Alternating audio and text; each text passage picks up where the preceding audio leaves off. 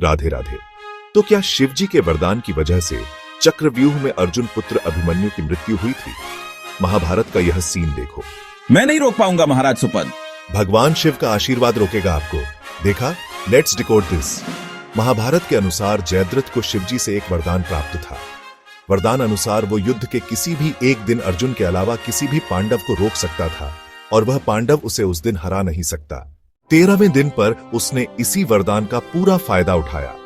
पांडव तो अभिमन्यु के पीछे जा रहे थे उसकी सहायता करने के लिए, लेकिन जयद्रथ ने उनका रास्ता रोक दिया और अभिमन्यु को अकेले चक्रव्यूह में प्रवेश करना पड़ा। चक्रव्यूह की पहली लेयर में थे लगभग 21870 रथ, 21870 हाथी, 65,000 घुड़सवार और 109,350 पैदल सैनिक वाली सेना, यानी कि लगभग एक अक्षयणी सेना। प्रवेश करते ही सामना हुआ द्रौपदी के बाल पकड़कर सभा में लाने वाले दुशासन के पुत्र से। अभिमन्यु ने एक ही तीर में उसका रथ तोड़ दिया। दूसरी लेयर में थे शैल्य मध्य देश के महारथी। उस पर तीरों की ऐसी वर्षा करी कि उसका रथ टूट गया और उसे पीछे हटना पड़ा। सोचो, हर लेयर में एक पूरी अक्षवाणी सेना और उनके बीच केवल एक 16 वर्ष का योद्धा। तीसरी लेयर में थे कृपाचार्य, अश्वत्थामा और कृतवर्मा। यह एक साथ आए, लेकिन अभिमन्यु ने अपनी गति और तीरों से उनका व्यू भी तोड़ दिया।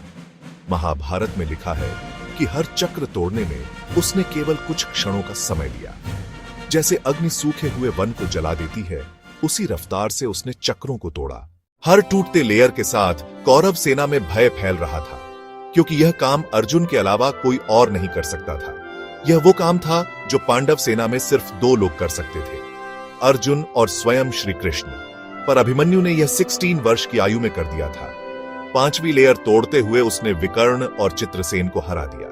6th लेयर में थे अनेक कौरव योद्धा, लेकिन अभिमन्यु ने तीर, तलवार और गद्दा से उनको भी पीछे कर दिया। तब तक कौरव सेना का आधा हिस्सा पीछे रह गया था और वह सीधे द्रोणाचार्य के अंतिम चक्र तक पहुंच गया।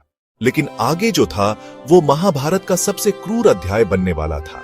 जब उसने 7th लेयर यानी कि 7वां चक्र तोड़ा तो वो चक्रव्यूह के मध्य बिंदु तक पहुंच गया था।